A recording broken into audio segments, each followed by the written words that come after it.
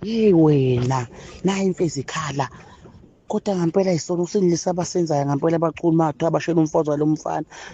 Lo mfana uthula kangaka umuntu ongathi umushaya ngempama esinye isihlathi.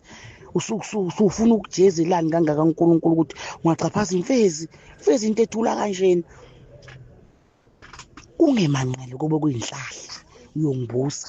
Shuthi uchaphaza imfezi nje laphana angayiniki imali eqeshele ubala yingoba bangale ntombazana shuthi usebona ukuthi kufanele emchaphaze ubumna wabi imfezi. Kodwa umani mase baxhaphaza la abafazi bantu boze kube nini ngempela lo mfana yini engadeli. Kodwa ngabe unesono. Ithi imfezi izodedela amabhomu. Uyayibona ibuhlungu inhliziyo yakho. Phela inhle le ntombazana inhle.